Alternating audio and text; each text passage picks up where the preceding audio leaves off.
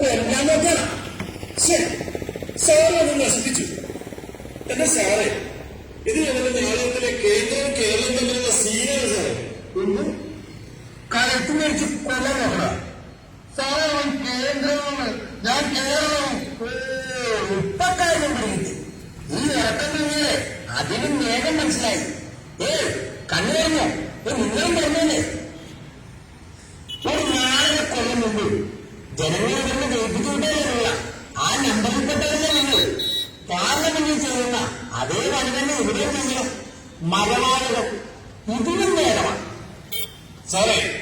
അധികാരത്തിനും പണത്തിനും group കളിക്കും കിടമത്സരത്തിനും വേണ്ടി ഞങ്ങൾക്ക് ആരും കൂട്ടുവിടും. ഇടുന്ന കഥന്റെ വില പോലും വിഴുപ്പലക്കാക്കി കളഞ്ഞു വിളിക്കുന്നവരാണ് സാർ ഞങ്ങൾ.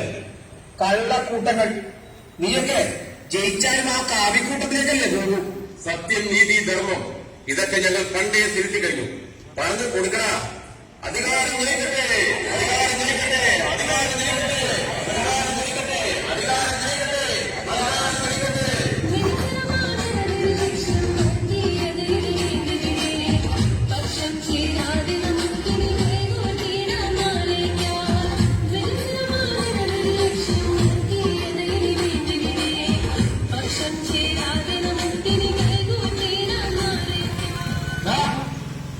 നീ കേൾക്കാൻ വേണ്ടി പറയാ. അച്ഛനും അമ്മേനും ജീവിതാവസാനം വരെ ഞാൻ പൊന്നുകൊള്ളു നോക്കും.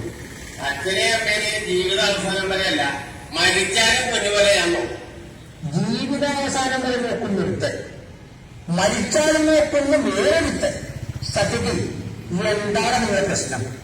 എന്റെ സാറേ, ഈ യൂണിയനുകൾ ഭരിക്കുന്ന കാലത്ത് 600 രൂപയുള്ള പെൻഷൻ 18 മാസം മുടങ്ങിപ്പോയപ്പോൾ ആർക്കും വേണ്ടാത്ത ഈ രണ്ട് സാധനങ്ങളാണ് ഇവിടെ കൊണ്ട് നാട്ടിൽ പോയതാണെങ്കിൽ ഇപ്പൊ 1600 രൂപയ്ക്ക് 3200 പെൻഷൻ കിട്ടുന്നതായപ്പോ ഇയാൾക്ക് പതിനെല്ലാം തടവും.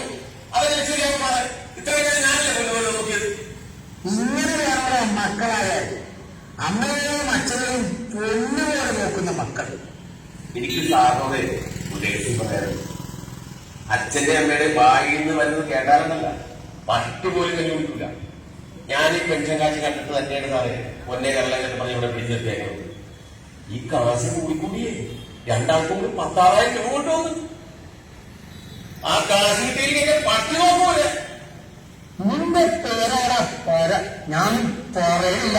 എടാ, നീ എന്ന് നോക്കിയില്ലെങ്കിലും സർക്കാർ കൊടുക്കുന്ന പെൻഷൻ മാത്രം മതിയടാ അവർക്ക് ആരെയും ആശ്രയിക്കാതെ ജീവിക്കാൻ. അച്ഛാ, അമ്മേ, ഞാൻ അറിഞ്ഞാൽ ഈ പെൻഷൻ കാശ് ഇങ്ങനെ കയറി കയറി പോകുന്നു. ഞാൻ നിങ്ങൾക്ക് ഇഷ്ടപ്പെട്ട ഭക്ഷണം തരാം. പണ്ടത്തെ പോലെ ചായപ്പിടലും കിടത്തൂല. കുളിക്കാൻ ചൂടുവെള്ളം, കിടക്കാൻ നല്ല മെത്ത, കട്ടിൽ, കുഴമ്പ്, അരിഷ്ടം, മാസത്തിൽ ഒരിക്കൽ മെട്രോ, വാട്ടർ മെട്രോ, പാർക്ക്, ഇവിടെയൊക്കെ കൊണ്ടുപോകാം.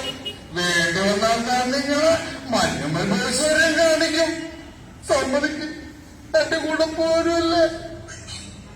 അപ്പോ അച്ഛനും അമ്മയും എന്ത് തീരുമാനിച്ചു? ഞങ്ങളെ പട്ടുപോകാന്റെ കൂടെ. ഇപ്പോഴും അവന്റെ നടപ്പും കിടപ്പും ഒക്കെ ആ പെൻഷൻ മുടക്കിയവരുടെ കൂടെയാ. അമ്മേനെ പറഞ്ഞത് കേട്ടല്ല. ഇനി ചേട്ടനിവിടെ നിൽക്കണ അതാ പോണം. ഈ കുടുംബം നശിച്ച് പോട്ടെ.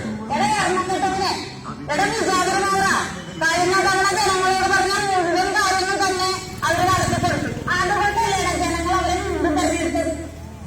എരണം കേട്ടവരെ, നിന്റെ വീട് എങ്ങനെയാണ് ഉണ്ടായത്? അതേടാ, അത് മനസ്സിലാക്കി വീട് 5 ലക്ഷം കുടുംബങ്ങൾക്ക് വീട് നൽകിയത്. അത് കിടിലൻ സംഭവമല്ലടാ. അപ്പൊ കേൾക്കാൻ പറഞ്ഞോ, 1,34,000 കുടുംബങ്ങൾക്ക് കണക്ഷൻ. അത് പാവപ്പെട്ടവർക്ക്. ഇവിടുത്തെ ആശുപത്രികള്, പള്ളിക്കൂടങ്ങള്, PSC നിയമനം, മികച്ച ജീവിത നിലവാരം.